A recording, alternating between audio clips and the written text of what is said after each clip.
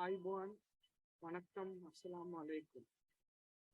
Good morning, good afternoon, good evening from wherever you are in the world and joining us on this very important day of World Hospice and Palliative Care Day 2022. We are coming to you live from the boardroom of the College of General Practitioners of Sri Lanka, and we have a full day's program for you to commemorate this very important day. So without further ado, may I introduce our president of the college of the Palliative Care Association of Sri Lanka, Dr. Preeti Vijay Gunawardana. To a Sri Lankan audience, he needs no introduction. He is a past president of the College of General Practitioners of Sri Lanka, a past president of the Sri Lanka Medical Association. He has held very high office in WANCA, the World Academy of Family Physicians, the Royal College of General Practitioners, United Kingdom, which recently honored him with a prestigious honor. And also he is a practicing general practitioner and a founder of the palliative care concept in Sri Lanka, to be led by primary care physicians who deliver most of the care. Without further ado, so may I hand over the microphone to our current chair of the Palliative Care Association, Dr. Preeti Vijay Gunawardana. Over to you, sir.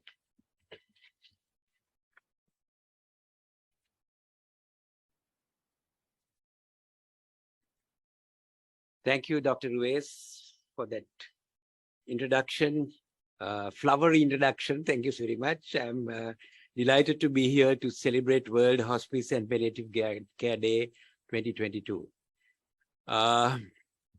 Palliative Care Association has come a long way from its beginning. It was the brainchild of Dr. DKD Matthew, fondly known as Darrell, who is now the current president of the College of General Practitioners. So actually, Palliative Care Association was born out of the college actually a couple of years ago, and we have done quite a lot of good work and brought about sensitivity among many people about palliative care. We GPs have been doing palliative care without training for many, many years, because as GPs, we are the people who handle a lot of patients at their bedside to deliver palliative care. So we've gone through it many, many times, and they have trained many doctors, young doctors all over the island. And I'm delighted to welcome all of you to join this program so that the word of palliative care spreads all over the world. Healing hearts and communities is the wonderful topic that is selected today. And I must thank our president, Dr. Matthew, for this movement, and of course the introduction to palliative care by Dr. Nj Kumaran, who has been a real live wire in our association, and Dr. Chandrasekhar. We're all here, and of course we have many guest speakers, distinguished speakers, which Dr. Hanifa will introduce. So without much ado, I would get on with the program, I think. Welcome to all of you, and we are delighted, and I'm glad Dr. Suresh Kumar is joining from India, South India, who will deliver the keynote speech in a few minutes. And of course, Dr. Rohini Ranvela, a well-known consultant anesthetist in our country. And our own Dr. Chamath Fernando and Dr. Ravini De Silva Karunatilaka. Thank you very much, and let's move on. Thank you. Hope you have a very productive program today to learn more about palliative care and to make family doctors particularly sensitive to the need of the community for palliative care. It's much better than what it was. So let's move on. Thank you very much. Good luck.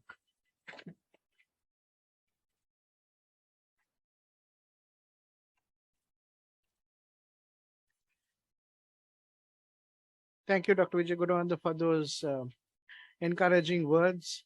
And now may I introduce Dr. DKD Matthew, the current president of the College of General Practitioners of Sri Lanka, who are our collaborative partners with the Palliative Care Association of Sri Lanka in this event today. Dr. Matthew is the founder president of the Palliative Care Association of Sri Lanka, and he played a huge part in the transformation of the Committee on Palliative Care from the College of General Practitioners and to make it a national level association and also put Sri Lanka on the map of international map of palliative care. Almost single-handedly, he has handled the association for the past many years, organizing various events to create awareness among policymakers, doctors, decision makers about the need for palliative care on behalf of our patients. He has done yeoman service, and may I invite him to make his remarks on behalf of the College of General Practitioners, who are our collaborative partners in this endeavor. Dr. Matthew.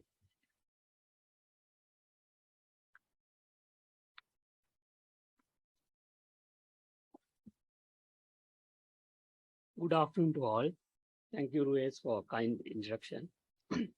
This year's World Hospice and Palliative Care Day theme, Healing Hearts and Communities, focus on the spiritual, emotional, and psychological well-being of grieving families who have lost their loved ones but need help to move forward in life despite the loss of someone they cared for.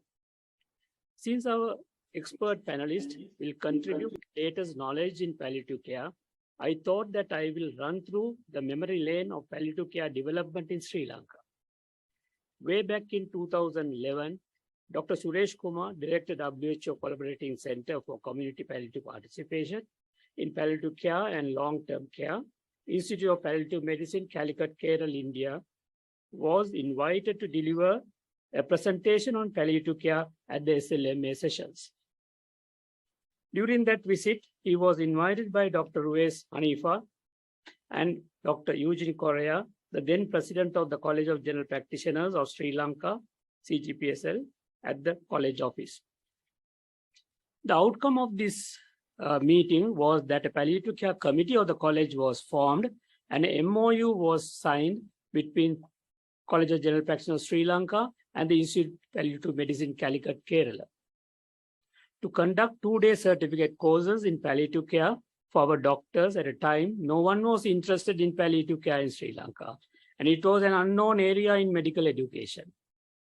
The College of General Practitioners of Sri Lanka trained 301 doctors belonging to the state and private sector, and the courses were held in Colombo, Jaffna, Galle, Kandy, Anuradhapura, and Batticaloa. In April 2015, the Palliative Care Association of Sri Lanka, the national umbrella organization, was launched with the guidance and auspices of the College of General Practitioners of Sri Lanka, with the primary objective of promotion and provision of affordable, accessible, and quality care for the public of Sri Lanka.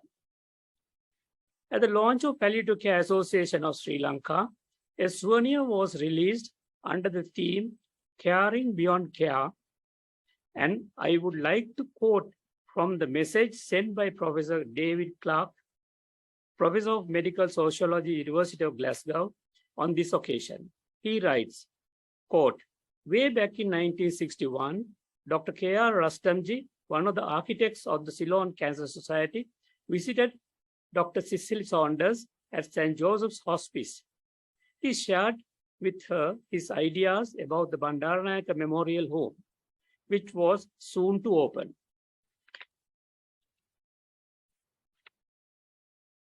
He also gave her several key names and contacts in the United States, which assisted her enormously when she visited the USA in 1963. As she later remarked of Dr. Rustamji, quote, "We were obviously in some way or other on the same wavelength, although we came from such very different places. What we were aiming to do was something remarkably similar, and he got there first."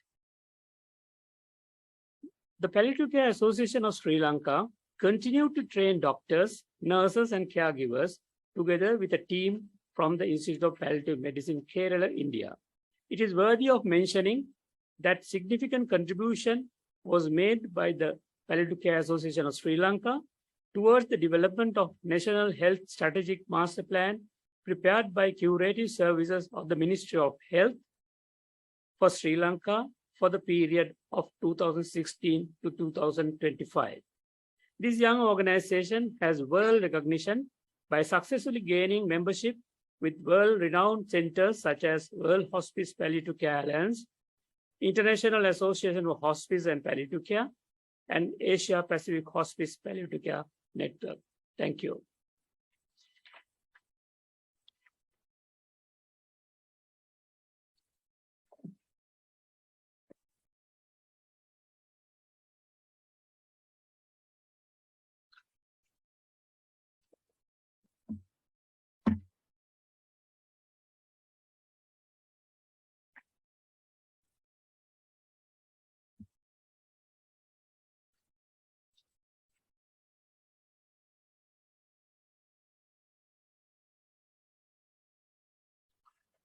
Thank you very much, Dr. Daniel Matthew.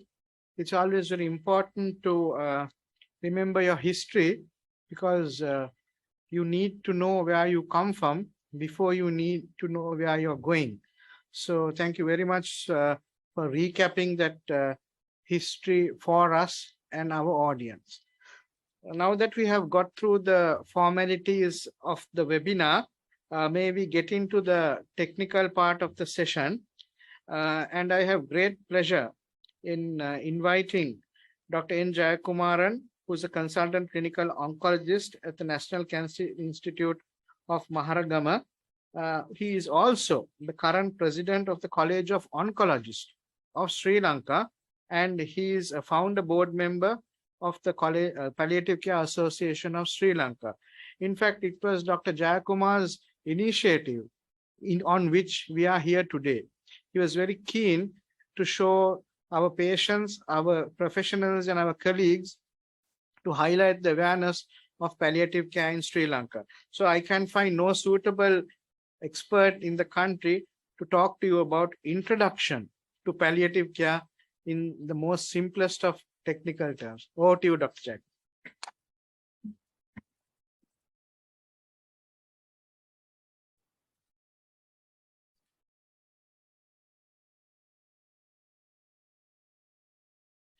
Thank you, Dr. Hanifa, for that introduction. Good afternoon to all of you. My task is to introduce the palliative care to the audience. Today, we all are celebrating the World Hospice and Palliative Care Day 2022. Actually, the theme of the this year celebration is Healing Hearts and Communities. So first I will start with the definition of the palliative care given by WHO, World Health Organization.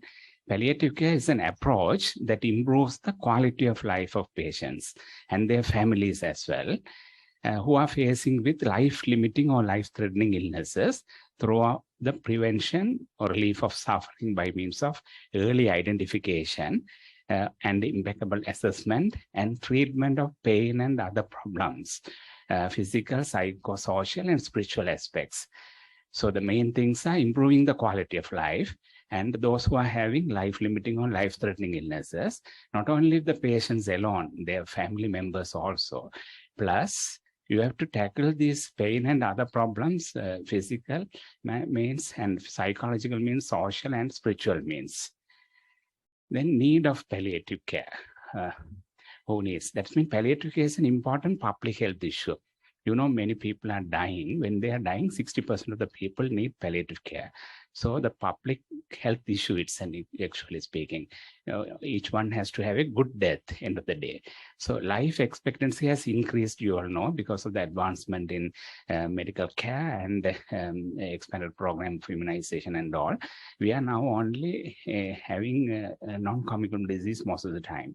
And so the aging society you can see among you, and changes in population structure, that means demographic transition has happened. And increasing chronic illnesses, again, is an epidemiological transition. And provision of palliative care should be triggered by needs. And also, today you all have good knowledge, and today also you are gaining some more knowledge. So even though you have knowledge, it seems that no do gap is there by even knowing. We are not doing much, offering much palliative care to the needy people. So this is an important graph you have to see. The people are dying, but among the deaths, most are due to diagnosis of cancer or ischemic heart disease or stroke. These are the main killer diseases. So that's why earlier the palliative care is mostly spoken with cancer, but not only cancer, non-cancer palliative care is also, you need to address about cardiac issues, chronic renal issues, and the stroke and neurological conditions, and pulmonary issues and COPD and the complications all. And this is another thing. So earlier days, this palliative care, being a blocked manner, it was given. That means first you try the cure. In case you are exhausted of curative things, then you offer palliation like that. But now it's not like that. It's from the day one, you need to offer palliative care. That means in a small dose in palliations, in the diagnosis day onwards, that means counseling and elevating the emotions and helping them like that. So you have to go on. At the end of the time, just before death, you may have to have full palliative care and so on. So this another thing you have to know is, do not think that palliative care is equivalent to end of life care or terminal care. It's a palliative care, I said, from the day one. So actually speaking, goals of cares are there. It's dynamic. It can be changing. So you have to offer palliative care with the aim of approach of offering quality of life to the patient. When they stay here, they have to have a good quality of life. Symptoms to be relieved without pain, without any other symptoms, they have to live. And near the end of life care, they have to be having a lot of other issues, and so you have to tackle them. And terminal care, mainly you have to, they are actually in the terminal care actively dying. So you have to make them a good death. Even after that also, you have to have bereavement care, grief, all this you have to tackle. These all things are total palliative care. This is again another important thing. This disease trajectories vary with disease to disease. For example, cancer, you know the steady decline, how it comes, and then for a short period, they will have a lot of issues. But for some conditions, they have to have exacerbative drops and so on. So for example, pulmonary diseases and other kidney diseases, they may have to be relieved of by interventions and so on. Then they may come up, and like that, they die. Some other thing, dementia and or short decline and so on. So these things you have to know. Disease to disease, it differ. This again is this a triangle here. So the most of the people, you have to just have a palliative approach of care. That means similarly the volunteers or even the healthcare workers can offer, or in the family members can offer. Some places you need the healthcare professionals to offer. Some special critically needed people are there palliative care. They are specialist palliative care specialists need to care them. So the only specialist palliative care people has to care means you can't tackle everything. So you have to have all these groups to have a teamwork. That means palliative care is everybody's business. So multi-dimensional assessments, you have to do it. That means pain, and then age, advanced age, and associated comorbidities, cognitive impairments, and spiritual issues, psychological issues, financial issues, and any other symptoms related to the systems, GI systems, pulmonary system, respiratory system. And all these you have to tackle with the involvement of interdisciplinary involvement. So then I said that patient and family, when they come, they say something related to those patients, that different demographies, different culture, different their beliefs, all you have to consider everything. You can't just treat with the pills. The patient should be treated. All the physical aspects, psychological aspects, social aspects, spiritual aspects, practical issues like day-to-day practical issues, and end-of-life care, that is about life closure, and other thing is loss and grief. After even death, you have to take care of their bereavement care and all this. So you have to consider all these aspects. It's a total care and holistic management of the patient. Then interdisciplinary care, I said earlier, that means that there are a whole lot of specialties come into help in this situation. That means not only the oncologists, geriatricians, pain medicine specialists, family medicine specialists, internal medicine specialists, neurologists, psychiatric team, and like that, your social workers team, rehabilitative team, and psychologists team, and nursing team, all have to jointly help this patient. It's a teamwork, you have to remember, not the one-man show, right? Then another thing is emphasis on patient and family. Next to the patient, immediate caregiver or the relatives. But they also can't be gone giving offering there. That's why respite care is they introduced. So they have to have some rest also. And plus, in addition to that, there are so many people will help you. That's why carers also to be trained. Then other thing is to achieve a comprehensive care, palliative care, you have to have a integrating palliative care system. That means you have to have a good policy. In each country, there's a health policy. In Sri Lanka also, health policy is there. Time to time, it's being reviewed. And then within that, we are having another palliative care policy or palliative care strategic framework of palliative care is there. And drug availability, the medical supplies division should ensure the availability of all the pain relief medications and other symptom relief medications and so on. And education, we have to educate all the category of healthcare staff, doctors, nurses, and the caregivers, all have to be educated. Education is the power, the knowledge is the power. So, and implementation, after all this, we can't be having this knowledge in our head and so on. These things has to change our behavior and the attitude, and then you have to practice. It has to move from the head to heart to then hands to offer this palliative care to the needy people. Then quality improvement will happen. Then only you will have a good quality life. Effective palliative care research, whether you have to audit it, whether we are doing correctly and so on, what modification we can do. Our locality specific audits to be done. Then this is the one I told you that that's called the strategic framework made from Sri Lankan Ministry of Health. Then they are having a plan of having integrating palliative care up to the tertiary, from tertiary to secondary to primary health care. That means you can offer the palliative care at the doorstep. Then this is actually how the morphine usage has changed with time, because this is an indicator where the palliative care is good or not. So we are improving a lot because our morphine use is going upwards.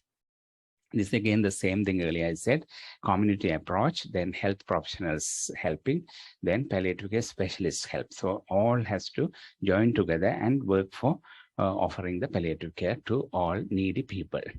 This again, ethical principles also there. Palliative care is a human right. That means right to live or right to speak. You all know that everybody goes to the street because they have the right to speak up and so on.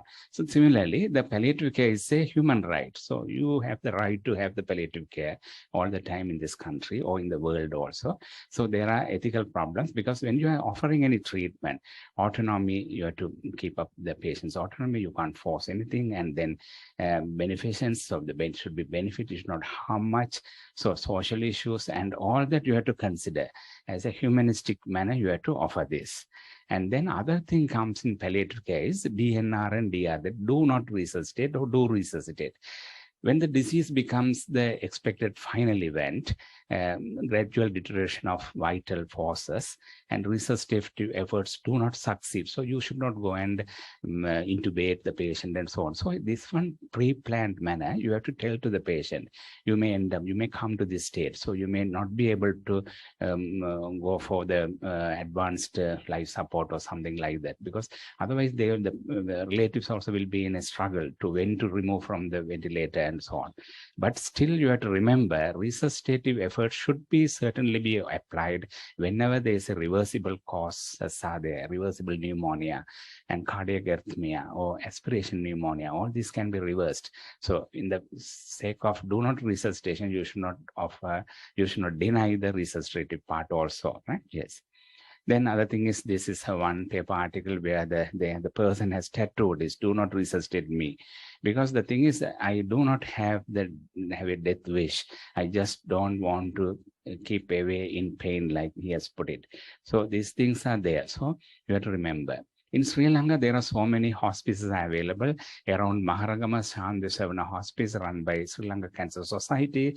And there's in Handwala, the Satya Sai Baba Cancer, this hospice is there. So these two things are offering accommodation. And other than that, this Palliative Care Association of Sri Lanka is having Sahana Savana near the hospital. And so there are things improving. There are so many things around the hospitals to offer accommodation and some relief to the patients. Then this is in Jaffna, there's a hospice, Kane Hospice is there. This is in Anuradhapura, that cancer care hospice is there.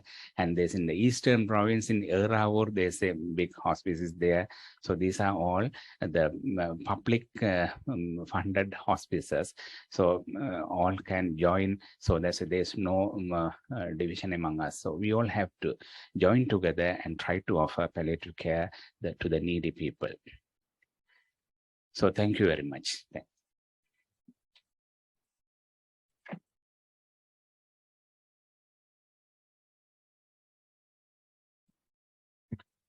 Thank you, Dr. Nj Kumaran, for that very comprehensive but in-depth coverage of the need for palliative care and the overview of what, why, and how about palliative care. I don't think this audience needs convincing, but to tell us again that it is indeed everybody's business. So thank you very much for setting the tone. May I remind the audience that the chat box is open and our resource persons will engage with you in a Q&A session at the end of the three presentations. Moving on, now it is my great pleasure to introduce to you Dr.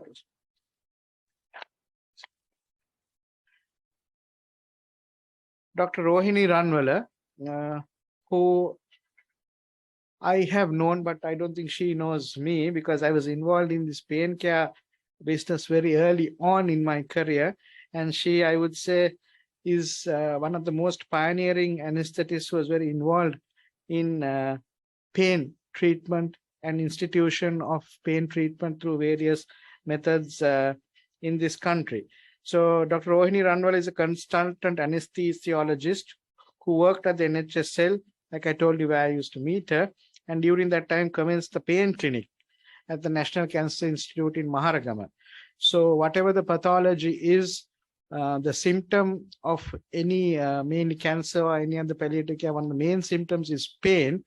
And as primary care physicians, tertiary care physicians, or whatever specialty you are in, the expert knowledge of pain management becomes very important. And she has transcended the lines and even taught lay people about pain relief and the need of it. So may I invite you, madam, for your presentation on pain management in palliative care and overview.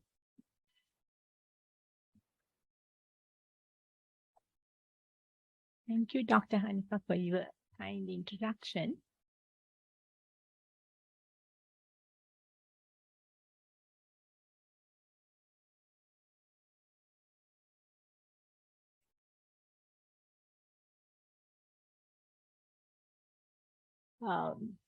I would, in fact, the pain management, I would say at the beginning, I want to show how good listening, good and active listening of the clinician to the patient can affect a hell of a lot to control the pain. Because it's seen in our practice in our country, Sri Lanka, that most of the time the clinician probably doesn't pay good attention to the patient, what patient says. Now, if we see the how important this control of pain, it is the most dreadful symptom among all other symptoms you find in chronic illnesses. And the prevalence is high. And also, it becomes more difficult since the causative factors become multifactorial. And also the mechanisms, now in this case, it's pain control, the variable mechanisms is also variable, different, and control therefore going to be multimodal. So therefore control may be not a simple one. Uncontrolled pain causes bad effects, including suffering, which is the body dysfunction and mental agony. So it's a bad state. Now, if you consider the patient is one of your fellow persons, now seeing suffering could be the worst thing that we can see. 90% of the patients, goodness specs, now pain, when you detect pain in 90% of patients, it can be controlled with oral simple drug therapy according to WHO analgesic ladder. And pain relief will improve quality of life. So due to all these reasons, now, although there is a big issue in control of pain or prevalence is more, still we can help the patient, so that we have to understand at the outset. Broadly, the causes of pain could be physiological, psychological, social, and spiritual. Now, in the line of management, there are three main aspects: the assessment, the management, and which includes the simple methods, either drug methods or non-drug methods, invasive methods. The place of management also can be, as shown in the slide, can be of different places. Other thing we must understand, we must never promise the patient that we are going to give you 100% pain relief. In fact, they also probably, patient also doesn't expect 100% pain relief, but provision of comfort and prevention of suffering, or in other words, we can say improving quality of pain relief or quality life. So if we can provide the patient with quality pain control, that should be enough. Especially the prevention of suffering. Now, how can this pain become a suffering? Now, as shown here, you can see initially pain disturbs sleep, maybe poor appetite, poor nutrition, and increases stress, which will increase fatigability. And then patient may develop depression, personality changes, and keeps away from work, and therefore patient loses income and so on. So then you see started from pain, and finally patient will have not only a disease problem, but social, psychological, and spiritual, and so on. It's a mixture of problems. So therefore, now, when you interrogate a patient, when you see a patient, not only you must ask about the symptom, but also other aspect according to now in this diagram, how the pain can finally go around through variable aspects of the life. Poor sleep, then fatigability, depression, all aspects of problems. Then principles of management. First one, early recognition. Because why recognition also important? Pain can be hidden. Why hidden? Patient may not express properly. And also the other factors, as we saw previously. Now, shall we say if the patient has depression due to pain, since he is in depression, may not express fully. So it is then hidden. So we can't say just because patient doesn't complain or doesn't cry, that patient doesn't have pain. So it is our responsibility to talk to the patient. That's why at the beginning, I told you listening to the patient is very, very important.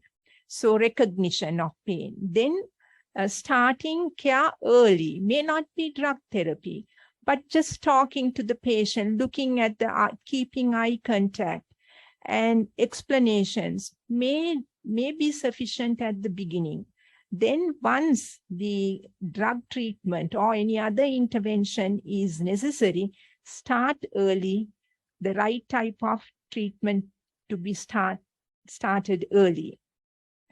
Now, how can now this assessment of pain can be done? And in the assessment of pain, you need high touch technique. You talk to the patient, not far away from the patient. You also sit close to the patient. Maybe if the patient on the bed, you sit on the bed, looking at the patient, maintaining eye contact.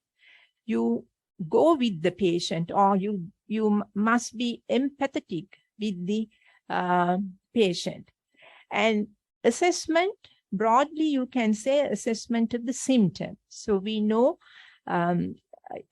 in our practice, the aspects, what we have to see. So it is about the symptom. So then, especially the degree or where it is and so on, you can detect. Then assessment of the type of pain.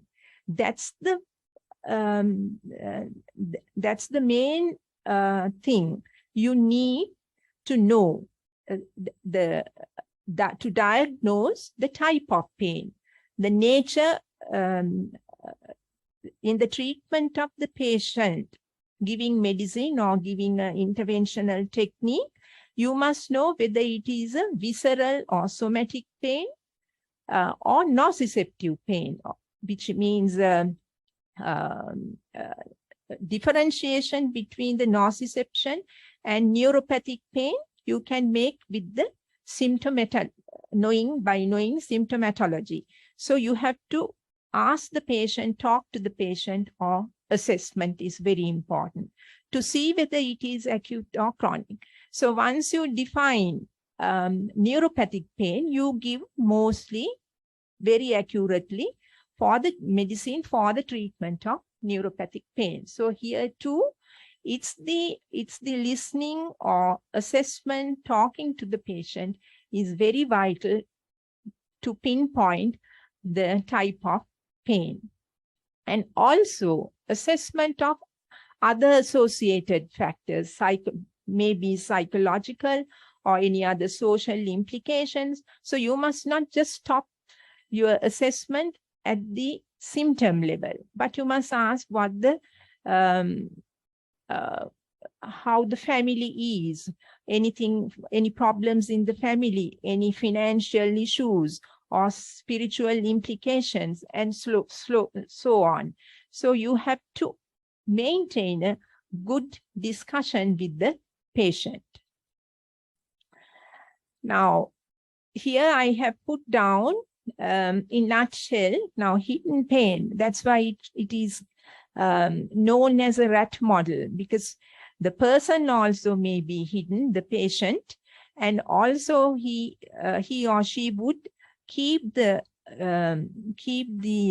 pain screened off, hidden. So it is our responsibility to go into details in the assessment and to recognize pain. So recognition important, then the assessment. We went through assessment. So to see symptomatology and then to see the various pathological types of pain, and then other aspects like psychosocial and spiritual aspects. You have to question the patient correctly and come to the diagnosis. And other difficult thing in the assessment is pain is highly subjective. So it depends on the severity of the illness and degree of tissue damage, or different physiological, psychological factors may be found in a particular patient. Different memories of pain experienced by a particular patient may alter the perception of pain. Similarly, disturbed sleep, depression, and so on. And also reactivity to the pain also may be different. If the threshold to pain is different, and if the patients don't know much defense skills, patient might react to the patient more than another person. And support from the family may change the reactivity. Religious activities and beliefs may change, personality and depression and so on. So we can see it's the reactivity, how the patient responds to the pain and how the patient feels pain. Maybe the same degree of pain, but the perception and reactivity may be different. So the handling of the patient treatment all may differ.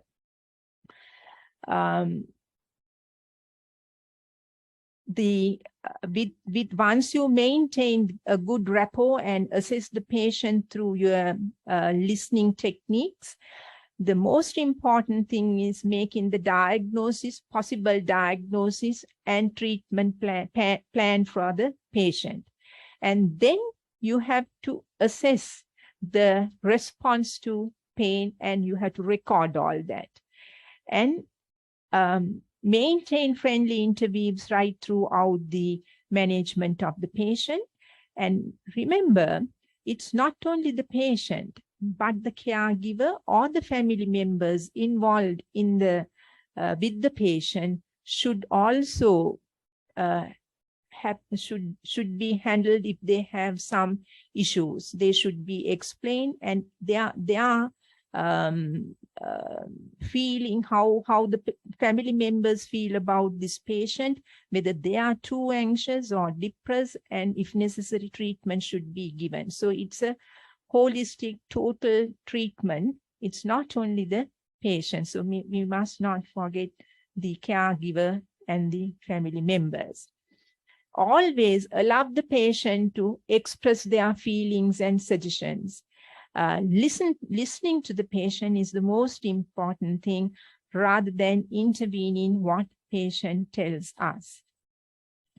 Treatment could be simple measures like explanations or immobilization, or giving walking supports and improving appetite and so on.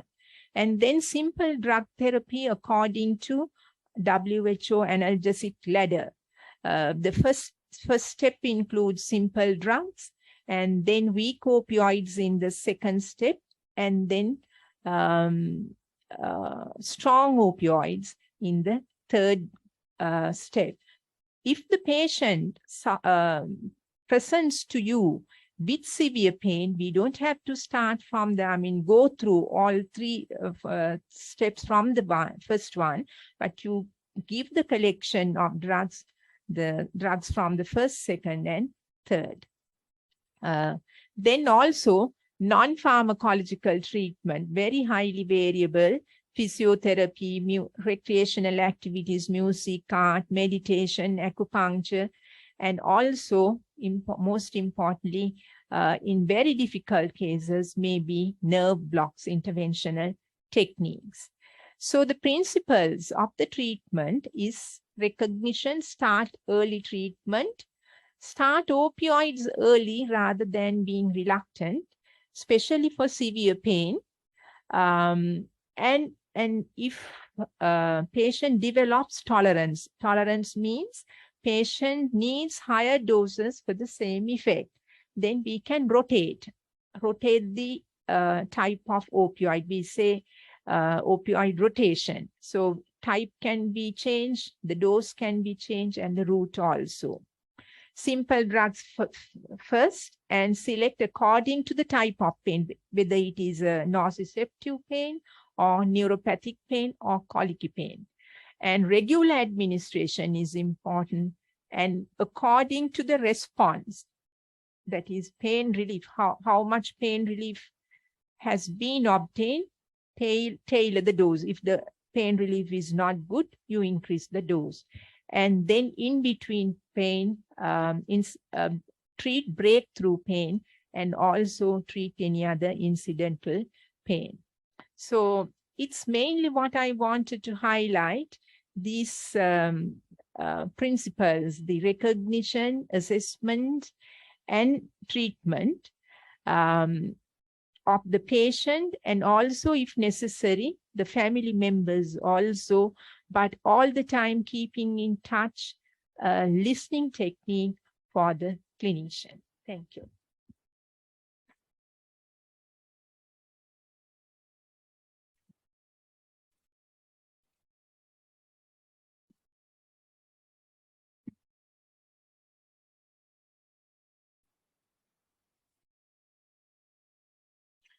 Thank you very much, Professor Dr. Anwar, for the overview of principles of pain relief from a very holistic perspective, including the importance of non-pharmacological and the pharmacological perspective.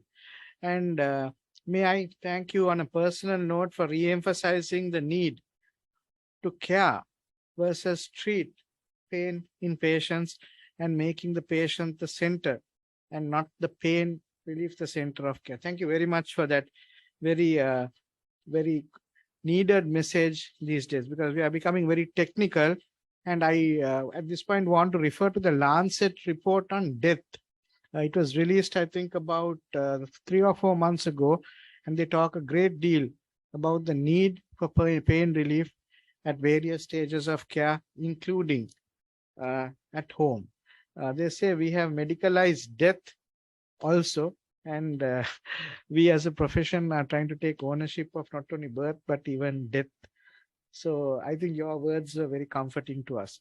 It is my great pleasure to invite Dr. Suresh Kumar, who is the director of the WHO Collaborating Center for Community Participation in Palliative Care and Long-Term Care in Kerala, India. And also, I think it's my duty to tell you a little more about him. He is the first to conceptualize and implement a community-based, volunteer-driven palliative care against an institutional-based palliative care treatment model, commonly known as the Kerala model, which has been duplicated all over the world, including Sri Lanka, Indonesia, Thailand, and so many other, even I think some parts of the Western world. He has trained over 15,000 volunteers to help the Institute of Palliative Care Medicine, which he founded. And we too have benefited from his expertise in the field in training our doctors and nurses and other resource persons. So may I invite him on this World Hospice and Palliative Care Day 2020, which we at the Palliative Care Association of Sri Lanka are celebrating, to deliver his keynote speech, Networking in Palliative Care regionally and internationally. Over to you, Dr. Suresh Kumar. Thank you. Thank you, Anifa. Happy to see you here after a long time. Yes. Good. And good afternoon, everybody. I'm happy to be with you on this virtual platform. I've been asked to talk about networking at the regional and international level, but I have also included like networking at the local level, because that's also important. It's to another dimension. I have a few slides. Let me see if I can project them. So yeah, they have disabled. Can somebody enable sharing for me?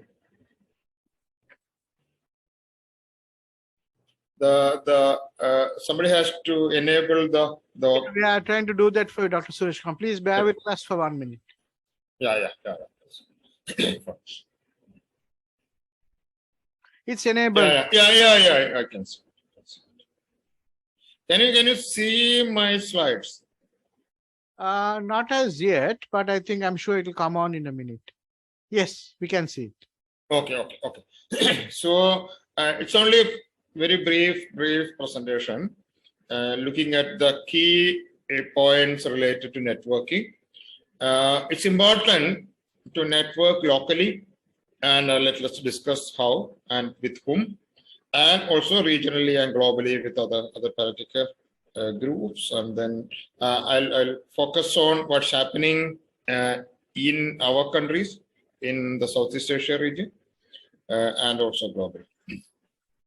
So there are three levels of networking that we are talking about. One, with other stakeholders other than medical. Who are the other stakeholders? And then regionally with other players in the region, and globally with major players. So who are the, when you look at this one, the local networking is different from the other two levels. Local networking is important practically, but for that you need to, so whom do you want to network with? Who should be the local, who are the local stakeholders? This is the main question. For that question, answering that question, we need to look at who are the people who look after the patient. Definitely via the healthcare system, the formal healthcare system. Let me take the laser pointer. Yeah, the formal healthcare system for which we are part of plays a major role. But again, how much time do we spend with the patient? Like even the most dedicated sort of team can spend something like every week, something like half an hour, not more than that. So who spends time with the patient? It's mainly what we call the informal personal support system, that of family, that of carers, people around the patient, the immediate neighbors and other people. And also what we have the community support system, broader system of friends, neighbors, some NGOs, some religious organizations. So they say that sort of the data available from the Western world with very good, in many places with very good palliative care system. Even in places where there's a very efficient palliative care system, they say that the professional, healthcare professional and the institutions, whether the patient's inpatient for a time, home care units, everything together, the patients last 1 year, the patient spend only 5% of his or her time with the healthcare institutions or healthcare professionals. 95% of time is with the family members, with the friends, with the neighbors, with the other people who visit. And this is, and they, whether they provide what is really needed, whether they provide appropriate care or not is another question where we have a role. But this is the situation. This is called this is usually what is called the 95% rule.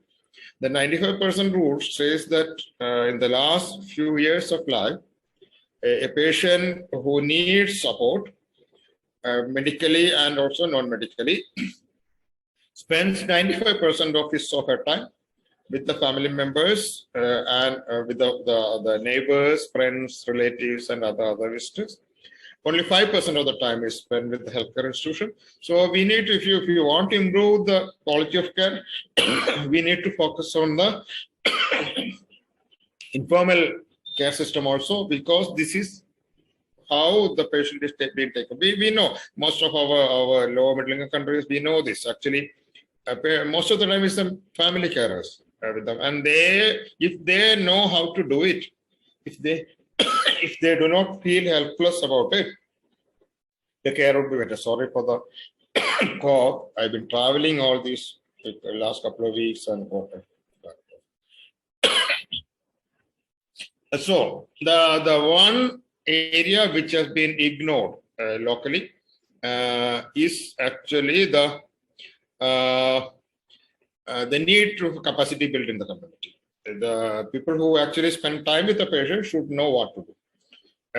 Because of again, the 95% rule that I said, and also because of the pattern of suffering. It has a lot of non-clinical issues. Anifa was mentioning medicalization of death.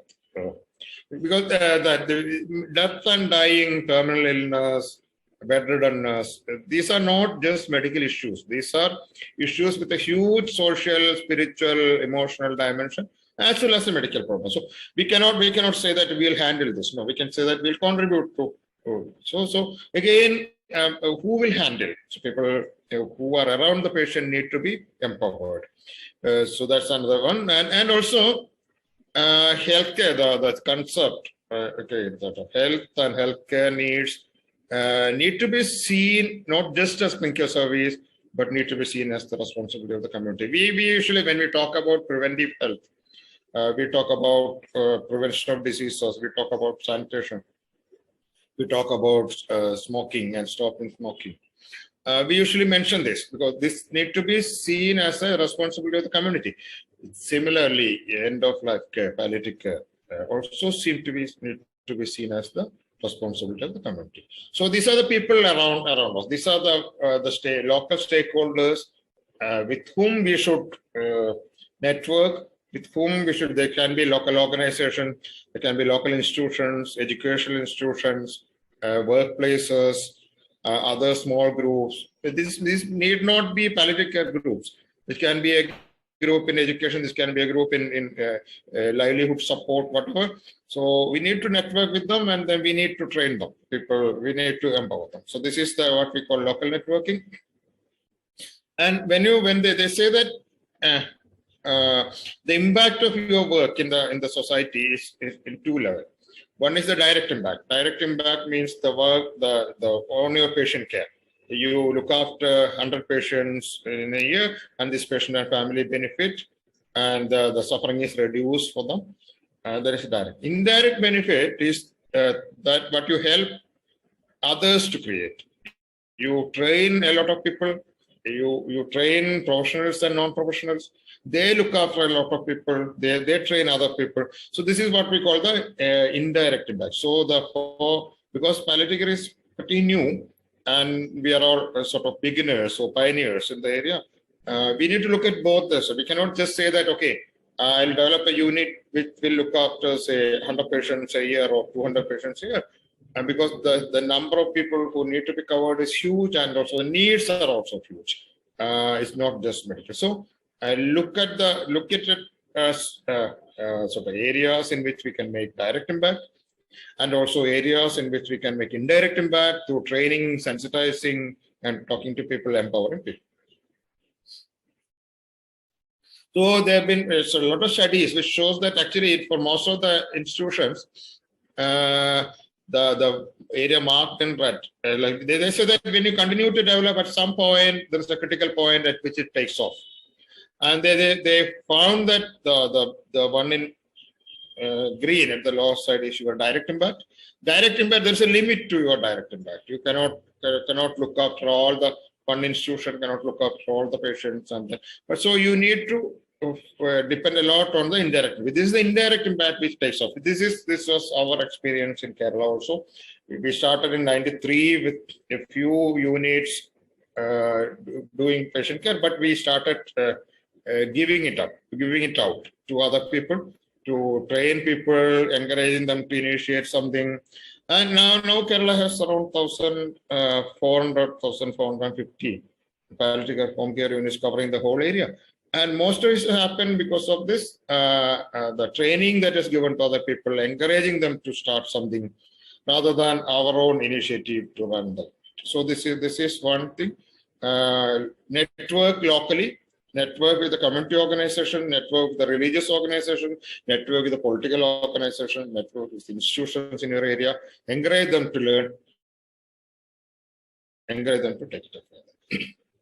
So this is the local network thing. I sort of mentioned it, that dying old age, and we all of us see death, dying old age, and adverse diseases around us. It's not specific, like all of us will have to die one day, and we have people that we are close to us going through this phase. And 95% of the time, it is the patients, family members, and friends and neighbors who look after the patient. And also generally people visit. People visit, and if they know what to do when they visit, the visit will be more fruitful. So we have been telling people that you can learn necessary skills.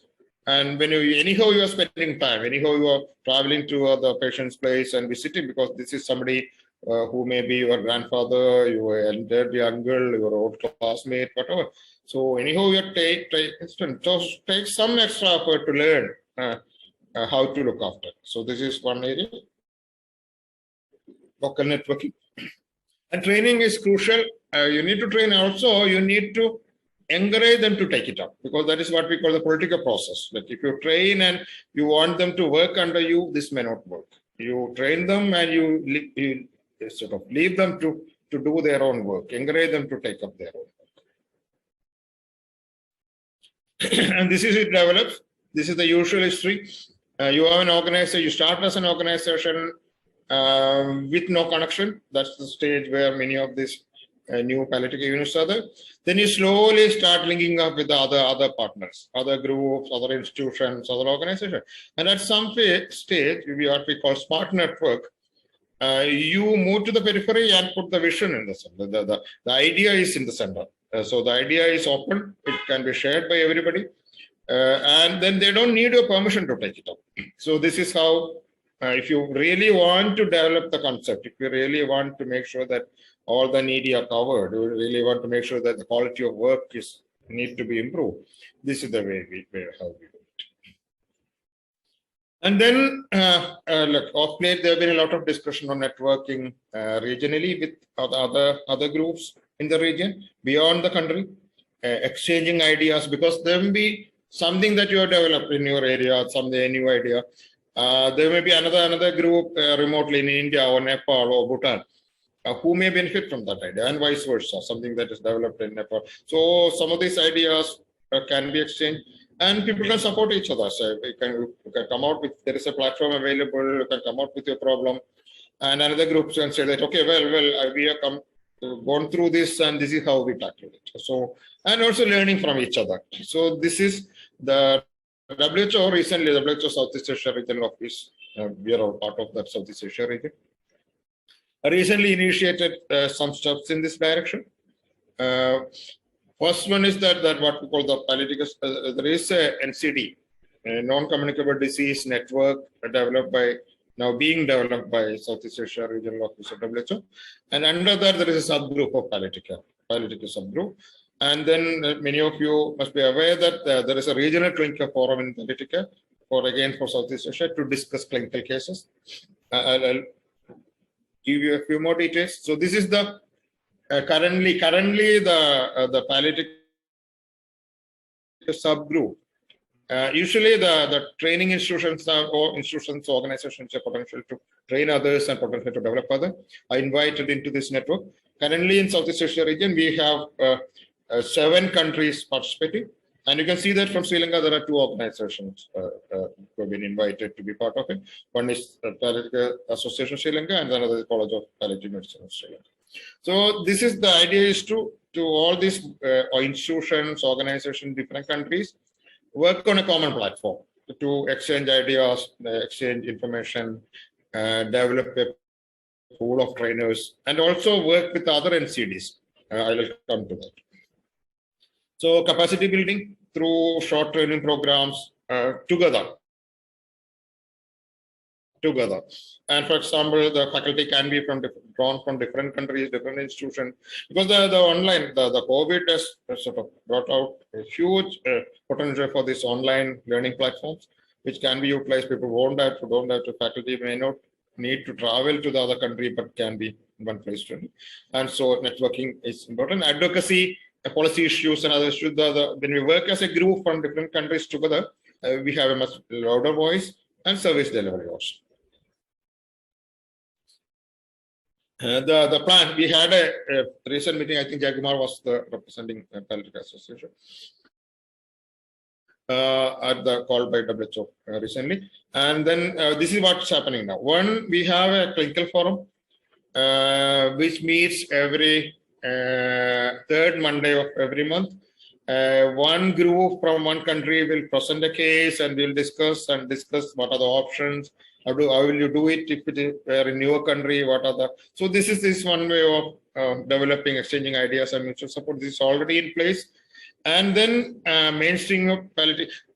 In many places, particularly in the early development stage, palliative care goes in one way and the other NCT program goes in another way. So the WHO CRO network actually has other groups also. For example, key institutions working in stroke, key institutions working in renal disease, chronic respiratory disease, non-cancer condition. So this is a platform will facilitate interaction with each other. So for example, how do you say look at stroke? After the acute phase, there's a long period with a lot of problems. And actually, they should come under palliative care, so, but the neurologists need also to collaborate. So the pioneer institutions in stroke, centers of excellence in stroke, are willing to share their knowledge and expertise with the other groups. So similarly, and say renal disease, chronic respiratory problems. And there's also a plan for the groups to work together and offer joint training programs. For example, a group from Sri Lanka and a group from India can work together and offer an online training program for this, and training of trainers in different areas. This is also be formed. And there is a roadmap. Some of you were involved in it. Like the CRO countries now has a basic roadmap to development of palliative care. And then there is also a plan to field test in some of the areas to see whether this roadmap works, and also develop a document with tools for public health approach in palliative care. Because they say that Sri Lanka is much better in this area, the basic infrastructure. They say that it need to be sort of incorporated at the primary health care level. It need to be with community participation.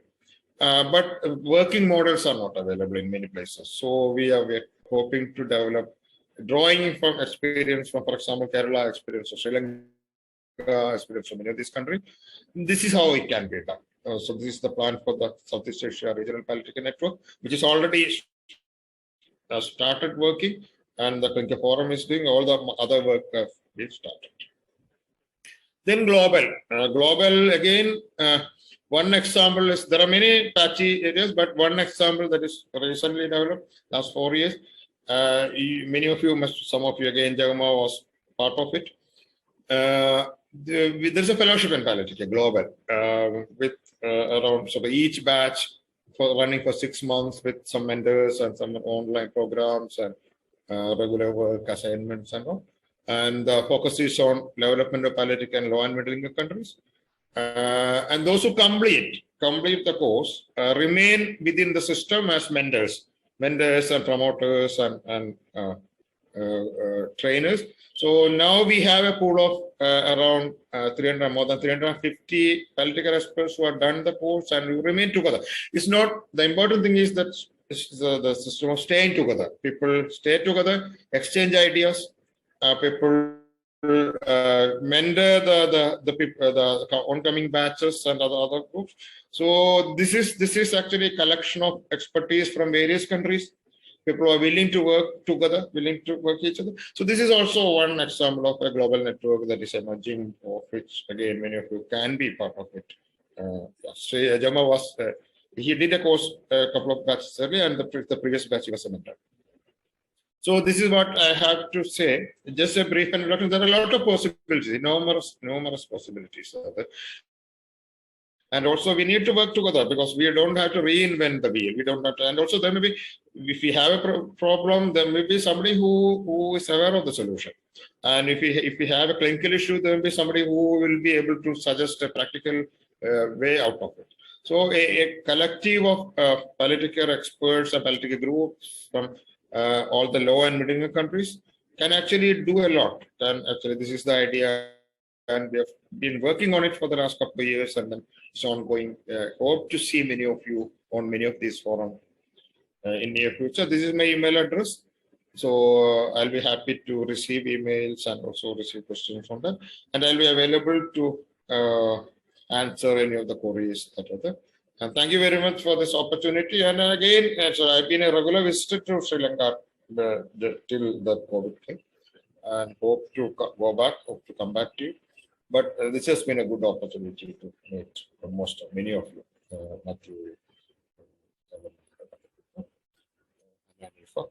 Thank you very much. And, yeah.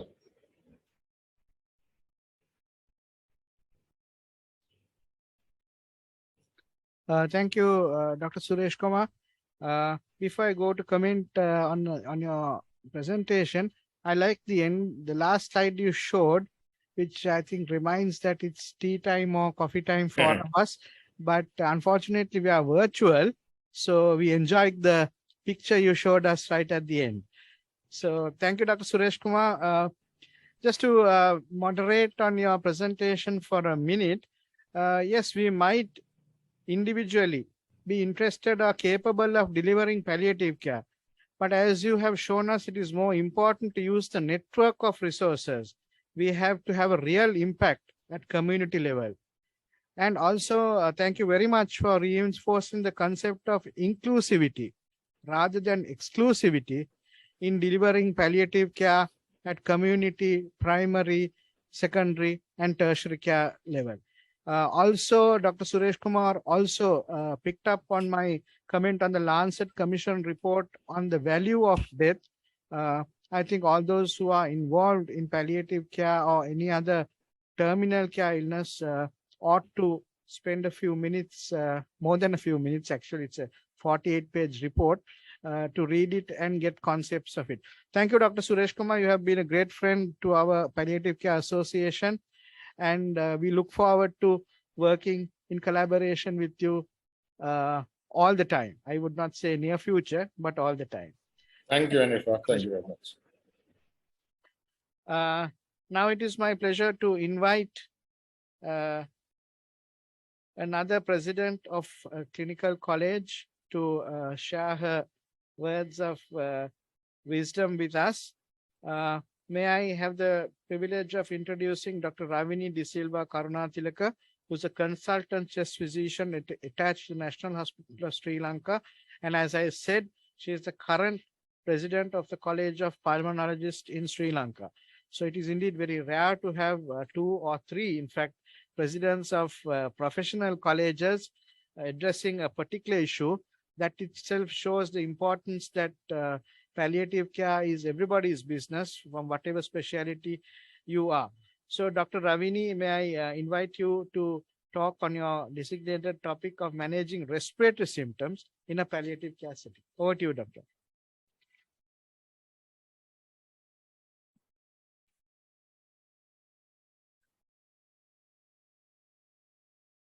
Thank you, Dr. Hanifa.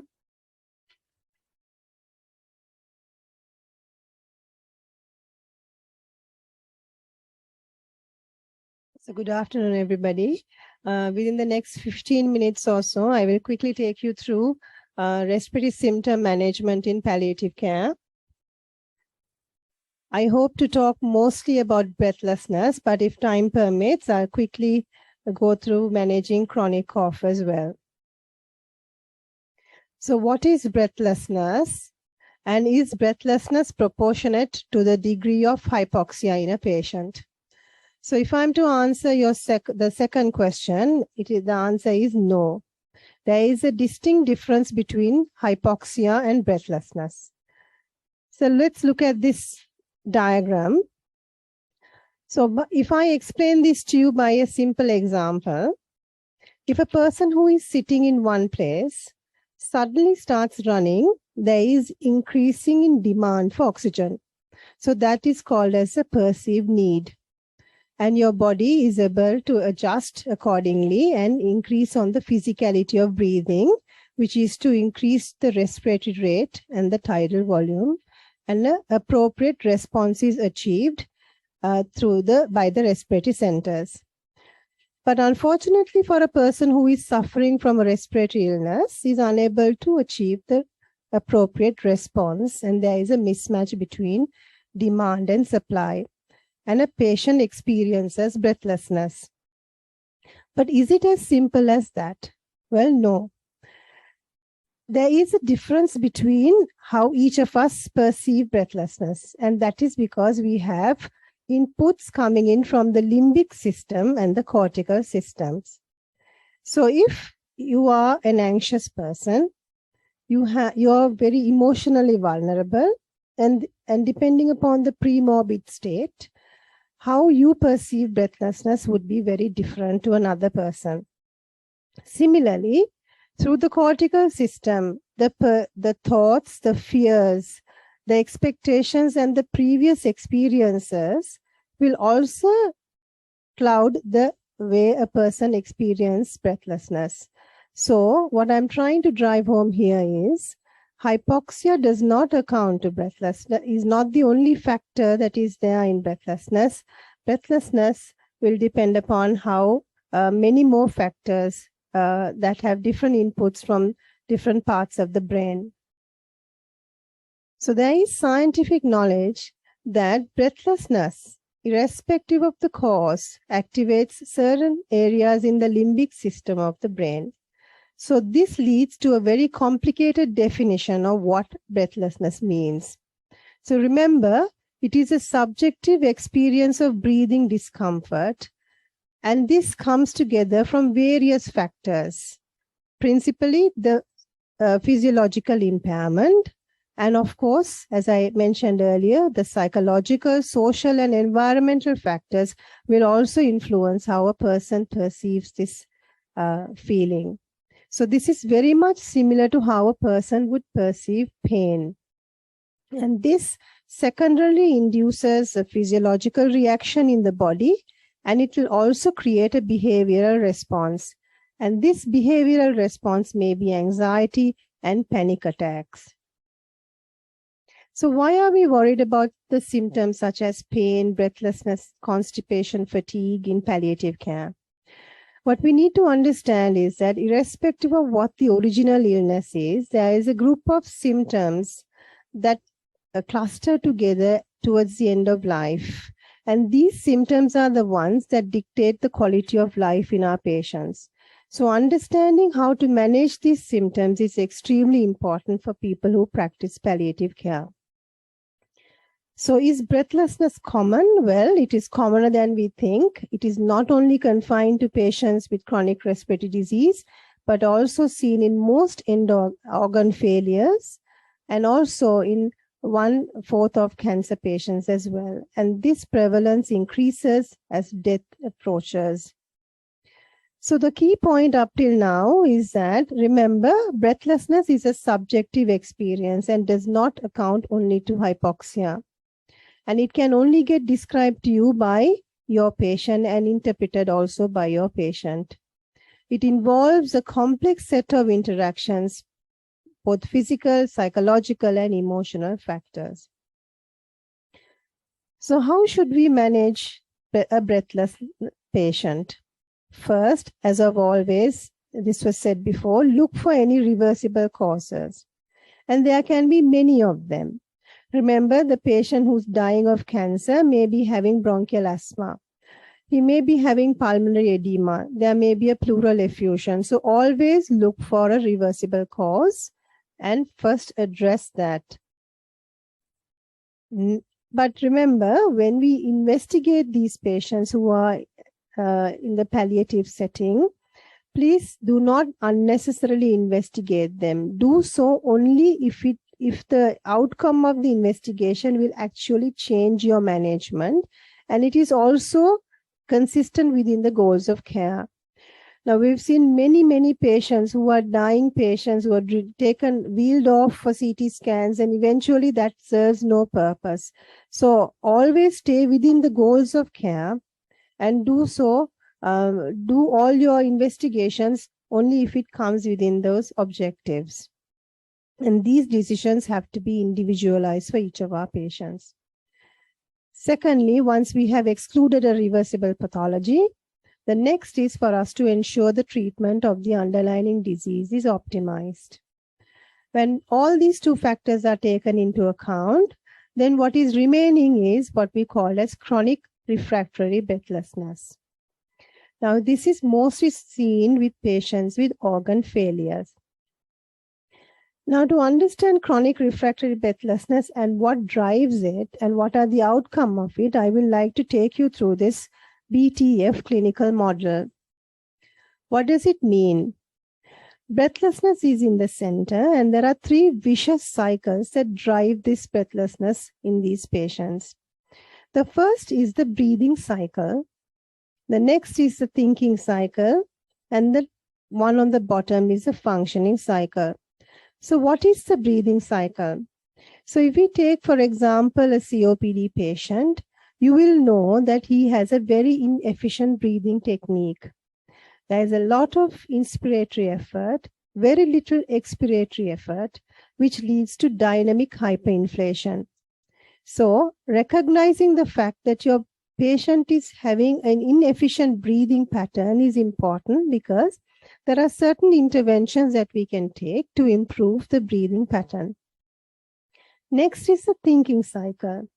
Now, as we know, there are inputs from different parts of the brain as to how we perceive breathlessness. So similarly, understanding how much of your patient is affected by this thinking cycle is important. So, is the patient anxious? Is there distress? Is there a feeling of panic? What about thoughts of dying? These things should be inquired from the patient. And lastly, we come to the functioning cycle. So we know that when a patient is breathless, it leads to what is called as a spiral of disability. This causes more and more immobilization, and it causes defunctioning of the muscle. This defunctioned muscle is very inefficient in doing physical activity. Of course, this spiral of disability will lead to social isolation and make the patient more and more psychologically impaired. So these three cycles will be driving the breathlessness in your patient, and understanding this is important because there are different interventions that we can do. For example, let me take you through the non-pharmacological and pharmacological measures. First, the non-pharmacological interventions. If you think that there is an impairment in the breathing cycle, then a certain maneuvers can help us to improve the breathing techniques. First of all, the forward positioning and the pursed-lip breathing. Next, the walking aid, cooling and handheld fan. I will explain a little further as to how these things can improve the breathing cycle. Next, if you are worried about the thinking cycle, we can always do anxiety reduction interventions such as cognitive behavioral therapy, meditations. These are all non-pharmacological interventions to deal with each of these vicious cycles. So how does the forward positioning and the pursed-lip breathing help? It fixes the shoulder girdle and improves the efficacy of the accessory muscles. And in fact, it actually improves the gas transfer. So if your COPD patient is not taking this position as a natural does not come to the patient, then teach him how to do the forward positioning and the pursed-lip breathing. Give him a walking aid. It helps the patient to lean forward, and it increases the patient's confidence. How does the facial cooling and the handheld fan help? It actually interrupts the signals from the upper airway to the brainstem, and it reduces the perception of breathlessness in these patients. And most importantly, engage these patients in a pulmonary rehabilitation program. It is a comprehensive program for people living with chronic lung diseases. It clearly improves breathlessness by improving the dysfunctional muscle, for making it a more effective way of overcoming the disability of the spiral of disability. Do we have pharmacological treatments for managing breathlessness outside of the original disease that created this problem? Well, the answer is yes. The mainstay of pharmacological intervention is opioids. Now, how does it work? We know that breathlessness, irrespective of the cause, initiates certain areas in the limbic system. And this area is rich in opioid receptors. And it is through this that we generate a conscious awareness of the breathlessness and the associated sensation of unpleasantness. So morphine reduces the perception, and even though we cannot improve the hypoxia, the patient feels better, and the unpleasantness of breathlessness is taken away. So should we be fearful of using opioids in a dyspneic patient? Well, there's a systematic review that shows us that opioids used in small doses will not compromise the patient's hypoxic state. What about oxygen? I think we are very good at trying to give oxygen to all breathless patients, but should we be giving it to all of them? Well, the answer is no. We should give oxygen only if there is hypoxia, because oxygen is not the treatment for breathlessness, but for the treatment of hypoxia. And we know that if it is breathlessness that is the biggest problem, then opioids would be better than oxygen in reducing this symptom. And remember, oxygen is a drug, it needs a prescription, and it has its own side effects. So we have to be very conscientious that we do not create a physical and psychological dependence on oxygen for these patients. And remember the thinking cycle. Well, if the thinking cycle is the biggest driver in your patient, then a therapeutic trial of low-dose benzodiazepine is recommended for these patients. So very briefly, how do we manage dyspnea? These are the steps of dyspnea management. We start off by managing the reversible pathology and optimizing the existing disease. Then when dyspnea persists, we need to approach with the non-pharmacological measures. And then finally, move on to morphine or opioids and anxiolytics when it is in the third step of dyspnea ladder. So the key points thus far is the severity of breathlessness is unrelated to the measurable parameters such as hypoxia through pulse oximeter. And the most effective regime includes concurrent use of both non-pharmacological and pharmacological interventions, and opioids can safely reduce the subjective sensation of intractable breathlessness. So a very quick word on cough.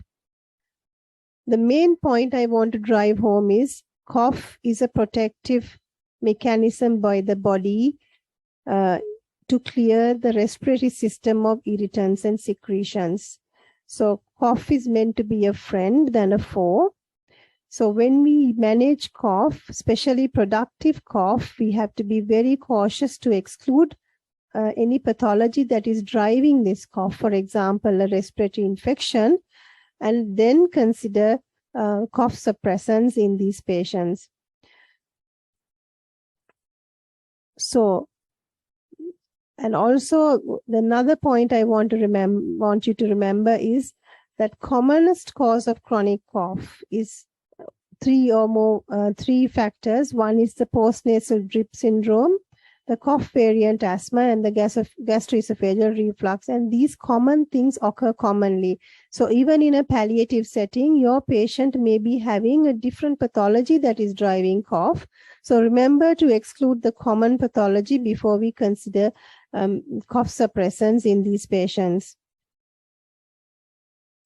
So we can have disease-directed therapy in managing cough. For example, cancer with central airway obstructions, we can do palliative chemo and palliative radiotherapy. Or we can have symptom-directed therapy for suppression of cough when a specific cause cannot be identified. So some of these therapies are either acting through centrally or peripherally. And I'll give you a few names of it, which we can use is gabapentin and pregabalin, and nebulized local anesthetics such as lignocaine and furosemide. Can we give antibiotics in a palliative setting for managing to controlling infections? Well, yes. Even in your dying patient, you could give him a course of antibiotics to reduce the offensive nature of the cough, because you know that eventually there'll be colonizations, and these colonizations create a lot of secretions and offensive sputum. So we can give a course of antibiotics, not in the idea of curing the patient of the infection, but to reducing the bacterial load and giving patient symptomatic relief. And finally, radiotherapy can be found useful in reducing bronchorrhea. So in the dying patient, we can use anticholinergic drugs such as glycopyrrolate to minimize the bronchial secretions. Thank you.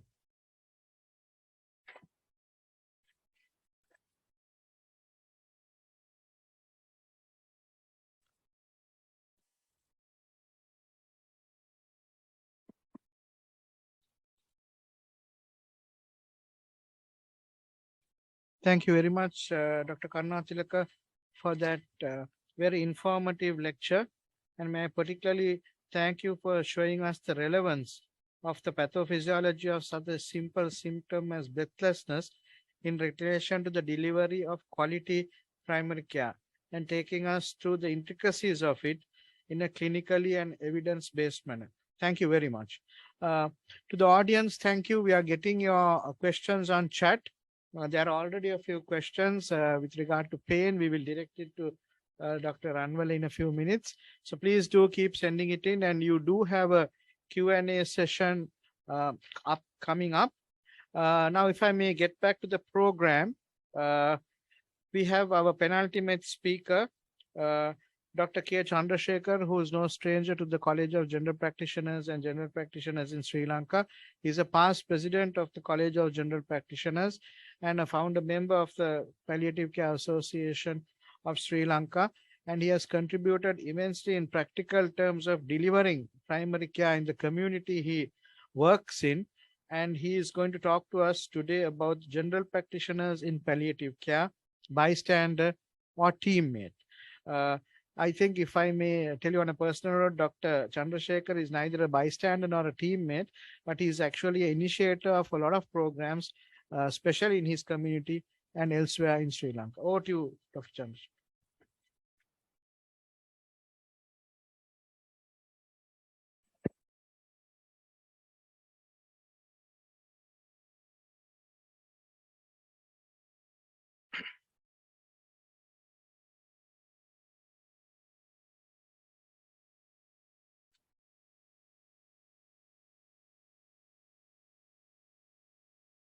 Good evening, everybody.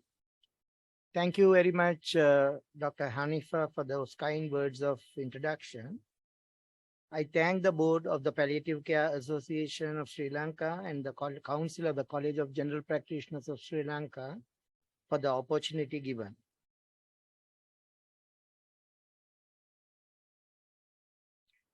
Sri Lanka has a population of about 22 million as per World Bank report in 2020. And approximately 152,000 deaths occur a year. The total number needing palliative care globally can be estimated to be roughly 60% of all deaths, which means about 91,000 deaths per year in Sri Lanka due to palliative care related deaths. The majority of these patients have non-communicable diseases, including chronic cerebrovascular and cardiovascular diseases, chronic renal or respiratory failure, malignancies, Alzheimer's disease, and dementia, with a minority suffering from communicable diseases, including HIV, AIDS, and chronic infections. With our increasingly aging population, it is evident that elderly terminally ill patients will require the majority of our palliative care resources in the future. These patients move in and out of the hospitals, and eventually many are sent home from hospital in the final stages of their illness. For these patients, death is a process rather than an event, with some taking a long time to reach their end. Statistics from developed countries show that only 10% have instant death, while most tend to suffer a lingering death. This can lead to great emotional turmoil and suffering, not just in the dying patients, but also for their loved ones who are caring for them. Even in modern Sri Lanka, many people die at home, and home is where the general practitioner is, and he can play an immense role in this regard. Thus, general practitioner can make a useful contribution to the community by helping to look after those who need palliative care in general and those in the final stages of their life. Sri Lankan GPs work almost exclusively in the private sector island-wide, attend to almost 51% patients seeking primary care facilities. Continuity of care is also a critically important dimension of general practice. Continuity extends to all episodes and also to more than one generation in the family. It should also be remembered that palliative care and care for terminally ill is everybody's business. It requires a multidisciplinary team approach. The general practitioner who is closest to the family and easiest to access has to therefore play an important role in the palliative care process by coordinating and channeling the required multidisciplinary medical expertise in a timely manner. Another reason why the general practitioner can play this crucial role in ensuring continuity of care is because they undertake home visits and also have ready access to the medical records of the patient. GPs too should have a clear and insightful appreciation of the basics of palliative care.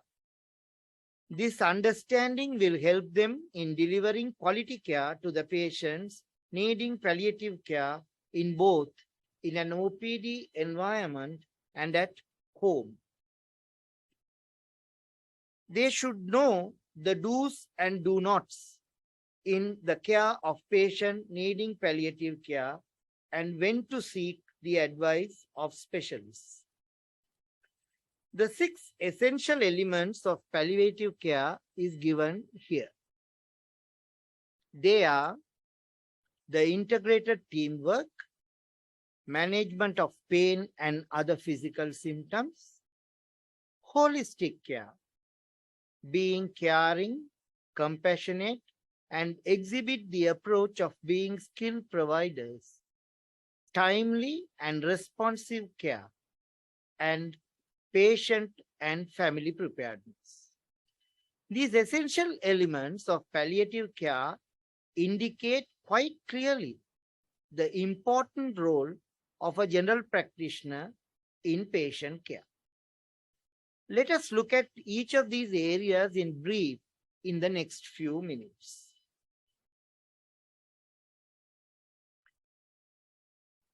It is very important for the general practitioner to integrate and coordinate the various aspects of treatment given to the patient by other professionals. This process can be effectively managed by the general practitioner with the help of a nurse, if available. If a nurse is not available, then family members or volunteers could be trained in certain areas to assist the general practitioner. Often, the role of nursing staff is even more important than the role of doctors in the care of such patient, since they spend more time with the patient when compared to the general practitioner and the specialists who are in attendance.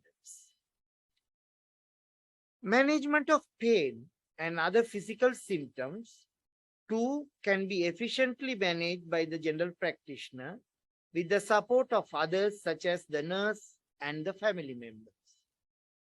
The general practitioner may need help from the specialist when necessary. Holistic care is the essence of family medicine. Viewing the well-being of the patient holistically and adopting a patient-centered care approach than a disease-centered care approach is very important in the field of family medicine. Being a caring, compassionate, and skilled provider is an important trait that every general practitioner should develop. One way to acquire this trait is to regard the patient as your own father, mother, or sibling. This trait will enable a general practitioner to provide medical treatment that is packaged with compassion and kindness. The general practitioner should also help to inculcate this trait among the family members of their patients and train them to carry out simple tasks to make the life of the patient comfortable, both from physical and mental perspectives. The general practitioner should not hesitate to seek specialized opinion when needed. The GP is best suited to provide timely and responsive care to the patient. Depending on the circumstances, guidance can be provided over the phone or in person. General practitioners can become very good at it on deciding what type of timely and responsive care is needed, since they get to know their patients well, who with time begin to regard their general practitioner as a friend, advisor, and a counselor. Most of the general practitioners live in the community they serve in, which makes it easier for them to attend to the patient's problem at their earliest. This places them in an apt position to help in the most difficult task. Patient and family preparedness as the outcome and how to face it. Having mentioned all this, I will be failing in my duty if I do not mention about the cogwheel in this whole process, and that is the caregiver. The general practitioner should always ensure that when he visits the patients, he or she should spend a few minutes with the caregiver apart from looking into the management plans of the patient.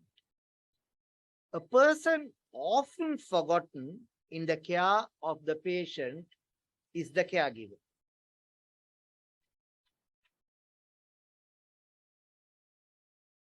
It will be an additional work for the caregiver with their daily routine. This needs proper time management. Although due to the attachment to the loved one, they might oblige at the beginning. And most of the time, the attention of all is on the patient. The caregiver can be taken for granted. It is the duty of the family members to remember the physical and mental well-being of the caregiver, and that is taken care of. The general practitioner has an important role to play in looking into this aspect. The other members of the family need to take turns periodically if needed to give a break to the regular caregiver for them to attend to their personal work and rest, so that they care for the patient better after the period of rest. Proper handing over and taking over of responsibilities have to be in place.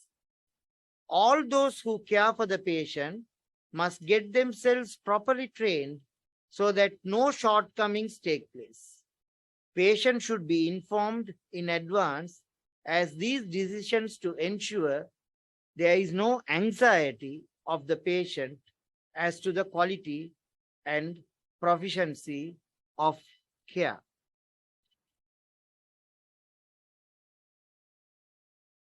Thank you for your patient hearing, and I would like to end my presentation with a powerful quote which moved me deeply, and it is a profoundly simple way to describe the role of caregiving. we are all just walking each other home.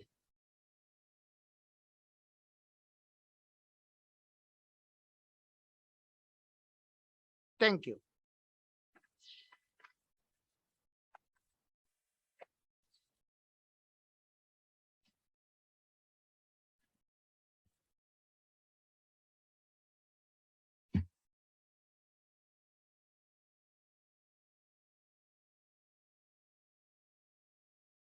Thank you, Dr. Thank you, Dr. Chandrasekhar, for reiterating the role of the general practitioner or family physician in the healthcare delivery, with a particular reference to palliative care, to the patient, to the family, and to the community. Thank you very much for that ending quote, I think, which summarizes the role of everybody in this process. And also may I thank you for setting the ground for the introduction of the next speaker, whose topic is, in fact, caregiver in palliative care, importance of skills development. So it gives me great pleasure to actually introduce a student of mine. That shows how old I am to the audience. He is currently, he is Dr. Chamath Fernando, who's a senior lecturer and specialist family physician attached to the University of Sri Jayawardenepura. He is MBBS honors from the University of Sri Jayawardenepura with a postgraduate diploma in family medicine. And he has a diploma in palliative care from the University of Cardiff in the United Kingdom. And he's currently a PhD fellow at the University of Lancaster. And he is one of the, if I may say so, very few people who are actually interested, very, very interested in palliative care, and has turned his dream into reality in delivering primary care. And in future, hopefully, Chamath will help us to deliver a cohort of expert family palliative care physicians. As we see Dr. Chandrasekhar has said, there's a huge need, and that is what we are discussing today. And it's very apt that we are discussing it on the World Hospice and Palliative Care Day. Over to you, Chamath.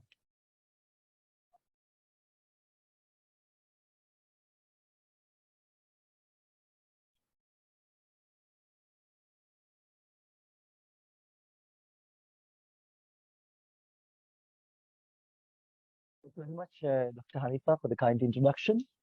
And thanks for the opportunity again. I thank the Palliative Care Association of Sri Lanka for the opportunity. So in the next 15 minutes, I will be talking briefly how the caregivers involve themselves with palliative care provision. So I will briefly go through whom the caregivers constitute, and to appreciate the varying roles of caregiver, and to be aware of the attributes and competencies of an ideal caregiver. Well, an ideal caregiver might not be so realistic, but well, there are certain characteristics that are desired of a caregiver. So we will talk about them, and to understand the evidence related to caregiving. What does the literature and the studies say about caregivers and caregiving, and to familiarize with the status of professional caregiving in Sri Lanka. So who are really caregivers? Whoever is like providing care to a patient could be called caregivers. And as Dr. Chandrasekhar earlier said, they are mostly family members, relatives, spouse, most often, even friends who do that voluntarily. And then we have professional caregivers who deliver their service for a charge. And on the other hand, talking about the doctors and nurses and allied health professionals, they also do care for the patients, so they are also part of the caregiving team. And talking about the caregivers, they are also an important part of the interdisciplinary team that we always talk about in palliative care. So we will talk like in the next few slides, like how they can be involved in the care. And in which care settings do they deliver their service? Be in the home setting, it could be in the nursing homes, hospices, and even in the tertiary level institutions. So what are the caregivers?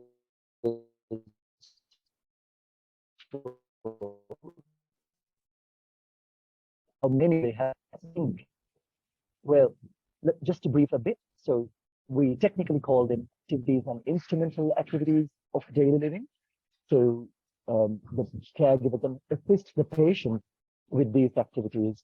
So in simple terms, activities of daily living may constitute attending to their personal hygiene, dressing, combing, grooming themselves, and even cooking.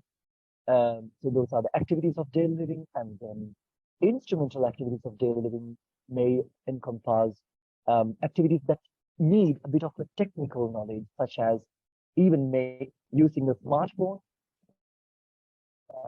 attending to your bank accounts, online, attending to work on online platforms.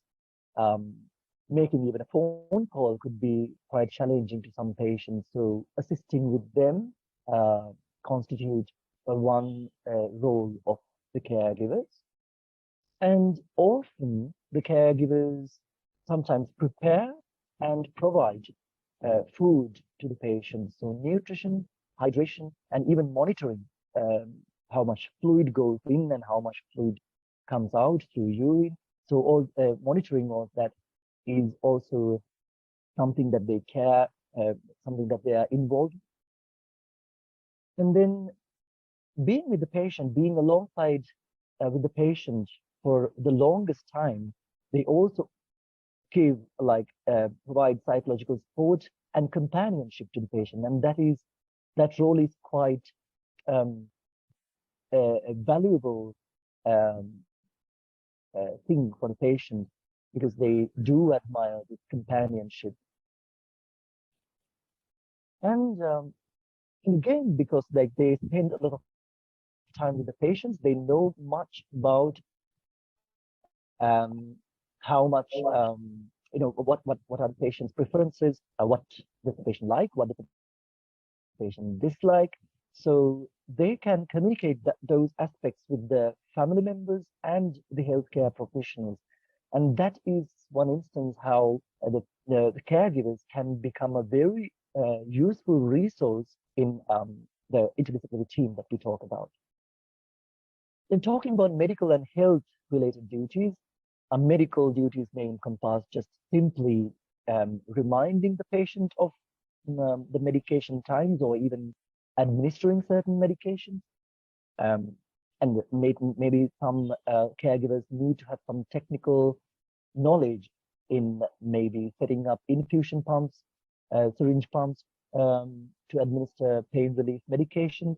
So those are the medical aspects. And talking of the health related duties, they may also involve wound care, stoma care, and so on. And another role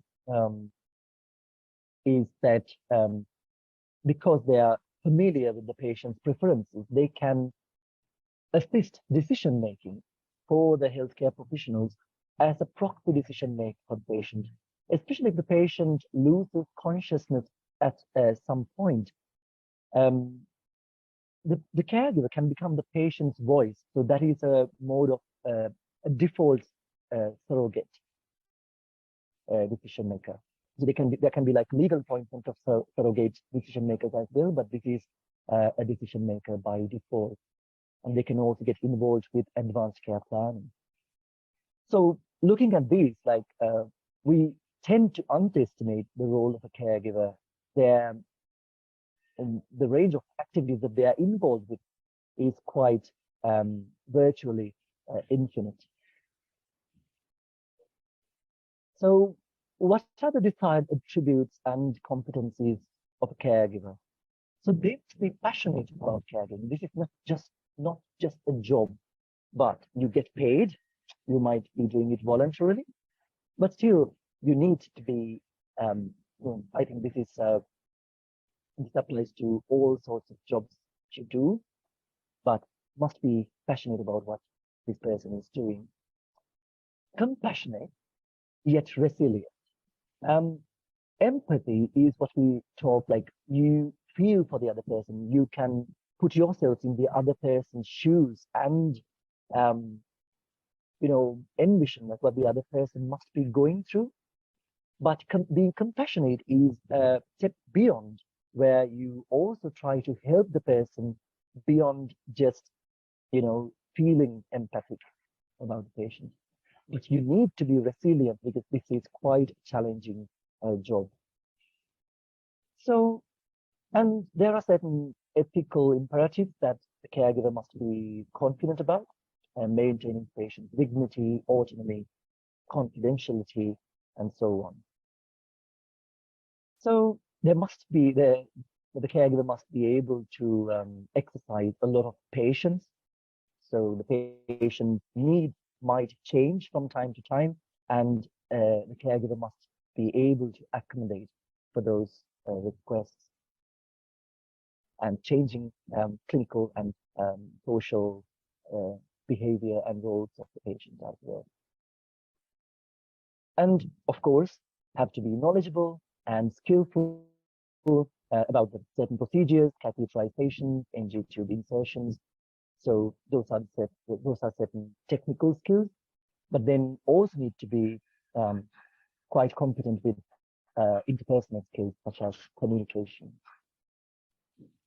And also it is important that they are able to recognize certain emergencies that might need emergency medical care. So they need to alert the medical team taking care of the patient.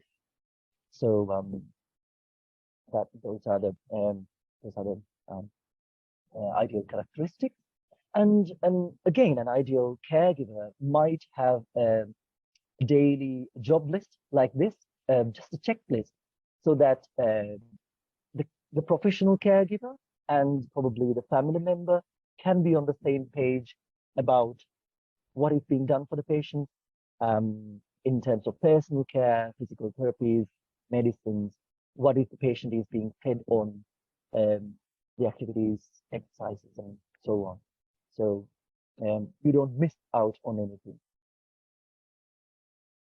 So considerations about caregivers with evidence. What does the literature say? There are certain financial constraints, especially in countries like ours, where the family members cannot afford for professional caregivers. So it's usually the family members who take care of the patients.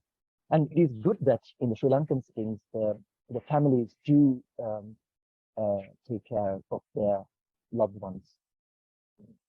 And and it is increasingly, again, a problem that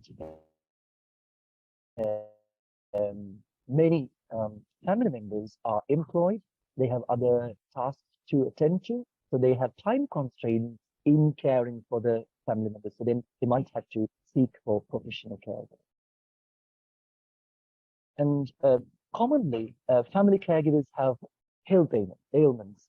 Talking about an old lady who has been diagnosed with a malignancy. At the same time, the sole caregiver could be her own husband, and then the husband might be having a cardiac issue and then might not be able to cope up himself. So then as healthcare providers, sometimes we have to be sensitive about these issues as well. And because like the caregiver's role, especially the family member's role, is quite diverse, the psychological burden on them is quite intense in the life care context. So, and they are very liable for burnout and compassion fatigue. So when they get repeatedly exposed to the stressful situations that the patient might be going through, listening to the grievances of the patient, they might go into burnout. And compassion fatigue is where they get exhausted, and sometimes it also curtails their performance in their professional life as well as in their personal life. And something that we could help these caregivers with is like respite care, where these caregivers get a break from their routine duties. So they probably care for the patient for 5 days at a stretch, and then they get 2 days off for their own well-being, so that they can get back in shape in terms of psychological health and so on. And there is also a mutual sort of respect and concern that patients have towards family members, and the family members have in return for the patients when they are like involved with these caregiving activities. So, and it is also shown in evidence that patients, although they love to be cared to at home by their family members, sometimes they opt to go to a nursing home or hospice just because they don't want to become a burden on their families and caregivers. So they have a sort of mutual empathy, mutual understanding, and mutual support exchange between these two parties. So as healthcare professionals, we have a duty to prepare the caregivers in anticipation of patients' death, otherwise it could come as a shock. So then psychologically, they must be prepared to accept death at some point, and they need a lot of psychological support in addition to cope with their own well-being, own health ailments, and so on. So, and again, the literature about caregivers and what they are going through is quite under-investigated through the current research. So that is an area that we can develop more on. So talking very briefly about professional caregiving in Sri Lanka. So we do have private caregivers, some institutions that provide caregivers on a charge, but in the state sector, that is something that has room for improvement. And then talking about their education, what sort of training programs are there in the Sri Lankan setting to train caregivers? Sri Lankan Foundation Institute is one that trains caregivers, and Sri Lanka Bureau of Foreign Employment is usually training caregivers to deliver their service elsewhere than Sri Lanka, but well, that has a training program. So they are usually national vocational qualification level 3 to 5 level courses are available. So, and there are also certain private institutions that have training programs for caregivers. I personally think even in the government sector, what we could do is like as an immediate step, if we have a database of caregivers with regularized charges based on their, of course, the form of training that they have received, their academic credentials, and their expertise, probably if they are like specialized in stoma care, wound care, and so on, maybe they can have a basic top charge, but the charges could be regularized, and these caregivers could be listed in the database according to their area of residence, so that they can be linked up with the patients in need accordingly. And yes, and they could also be retrievable by their area of specialty, for instance, dementia care. So that's all what I was talking about. And thank you very much again for attending, and take good care.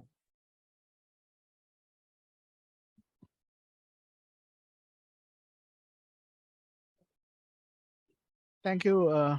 Thank you very much, Chamat.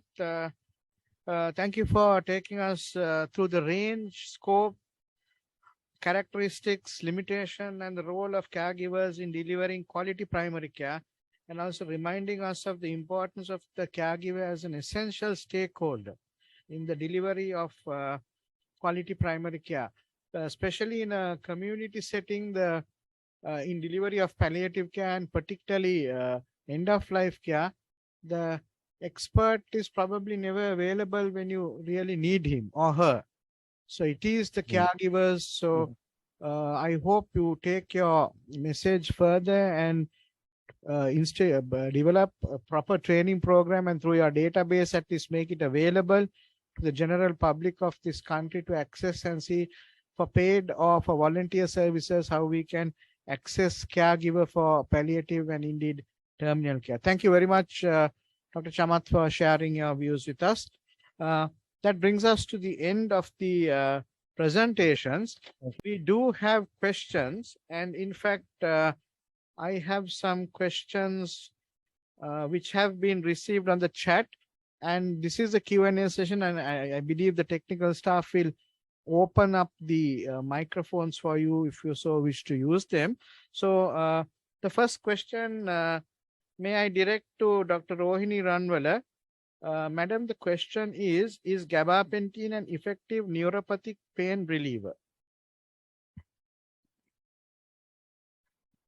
A very specific question. Yeah. Gabapentin is a specific, it can be given, and it is very commonly used in many instances, many clinical conditions where neuropathic pain component is prominent. So I think it was asked by Dr. Haroon Tawfiq at 3:49 p.m. And Dr. Suresh Kumar, resource person, also has responded saying you can achieve 75 to 80% of pain relief in most of the cases if gabapentin pregabalin is used as small doses, which was just reinforced by Dr. Rohini Ranwala. So the next question we have is, I think Chamath, are you online? Sorry. Yes, I am. Yeah. So the question is, I don't know whether you can see it on the chat. One of our participants want to know whether our Sri Lankan caregiver NVQ levels are standardized in international market. For example, the UK. So if it's NVQ 3 or 5, is it equivalent there as well? NVQ levels, yes, they are equivalent. But then the Sri Lankan qualifications framework is quite different to the British qualification framework. So in terms of, say, we have our doctoral level is like level 12, and theirs is level 8. So for the degrees and above, it's different. But for the NVQ levels, it is almost it's the same standard. Yeah.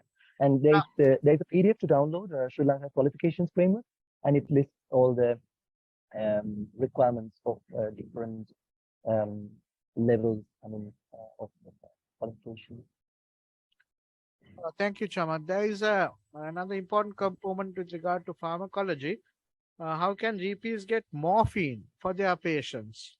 I know morphine is a Schedule 3 drug. May I ask, we have a panel of experts here. Dr. Nj Kumaran, perhaps you are the person who uses morphine in the state sector the most among us here, other than Dr. Ranwala.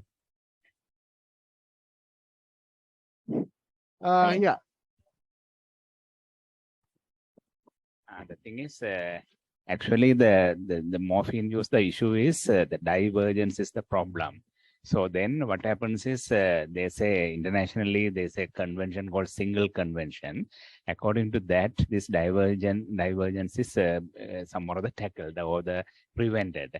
So for that, every year around June month, we all have to send our amount needed for a country. But again, you can even, if it is short of it, you may even send another amount needed also. But after that only, they will start producing for the country. So there's a little bit ahead, you have to work on it. So the pharmacist has to give the exact monthly consumption or yearly consumption. And then you have to add it a little bit more and get the stock for our country. But still, in Sri Lanka, you know that even tramadol, you can buy it in all the hospitals, all the private pharmacies. Earlier it was available, but it was a little bit misused. So then what happened is they put to Osusela only, and also you have to have strictly all the prescriptions and all. So, but for Sri Lankan law says that only for 3 days you can prescribe the morphine. But it is a bit difficult because every 3 days they have to come for the morphine. So what has happened is in the Ministry of Health, there was a circular issued to give up to 1 month in the cancer hospitals, and in the other hospitals, if needed, the consultants can sign it for 2 weeks and all. So we could be able to prescribe morphine in cancer hospitals for 1 month even. And we can prescribe even the instant release as well as control release or the sustained release, because sustained release, when they are using, sometimes for breakthrough pain, they have to use the instant release as well. So we give like that. But for the general practitioners also, there's a quota. They can go and register with the MSD, and also they can get it from the Osusela also. But still sometimes on and off that is out of stock. So general practitioners have approached our cancer hospital, and we asked to open a file in the cancer hospital and provide the drug for them, because sometimes fentanyl patches were not available like that. But we should not fear about this divergence too much, because these are the drugs we can ask them to tell to the patients not to keep it to the reach to the children, and not to misuse it and so on. But still small fraction of divergence may occur.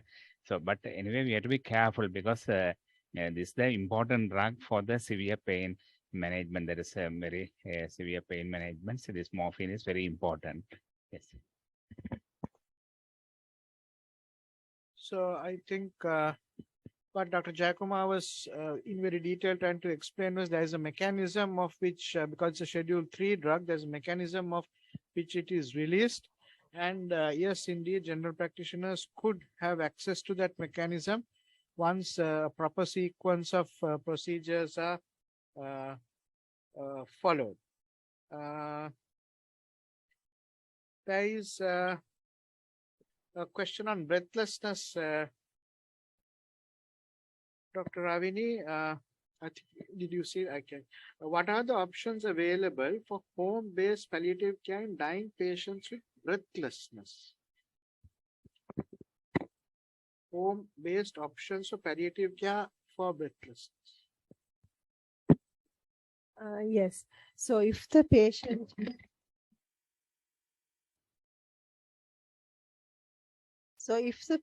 is hypoxic, there is the option of giving home oxygen, and we are actually now in the process of trying to create a home oxygen, delivery of home oxygen through the Ministry of Health.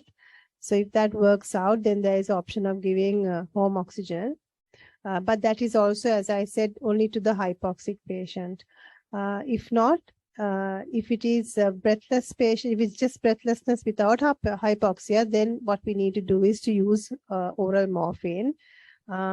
We start with a small dose and start with immediate release morphine, generally around 2.5 milligrams twice daily, and then titrate it until the patient is finds more breathlessness bearable. And then, of course, the immediate release can be made into sustained release.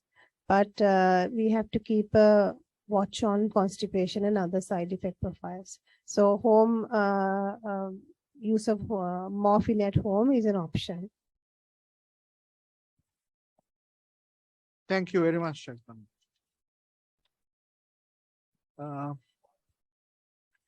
We are actually out of time. So maybe if there is any important questions, you may put it in the chat. I'm sure all our resource persons have very patiently been being with us for the past 2 hours. So I will not want to tax their time too much, but in the interest of this very interesting scope of discussion and this very important, often not spoken of subjects, we could accommodate 1 or 2 questions. Okay, so thank you very much. May I thank all the resource persons for their kind participation, starting with Dr. Nj Kumar, Dr. Suresh Kumar, Dr. Rohini Ranwala, Dr. Ravini De Silva Karnatilaka, Dr. Chandrasekhar, and Dr. Chamath Fernando, and Dr. Preeti Vijay Guruvardhana and Dr. DKD Matthew for their active organization and participation in this event. So we have to thank the College of General Practitioners of Sri Lanka for collaborating with us. And I would like to take this opportunity to thank our partner, Nestle Health Science, for their involvement in this program. And I would like to particularly thank Mr. Madhu Sirivardhana and Mr. Vishwa Pereira of Nestle Health Sciences for their kind consideration in making this event a success and taking the message of palliative care on World Hospice and Palliative Care Day 2022 to all of the participants and beyond. Thank you very much, Nestle Health Science Sri Lanka, for your contribution to make this a reality. With that, I bring these proceedings to the official, conclude this meeting officially. Thank you very much.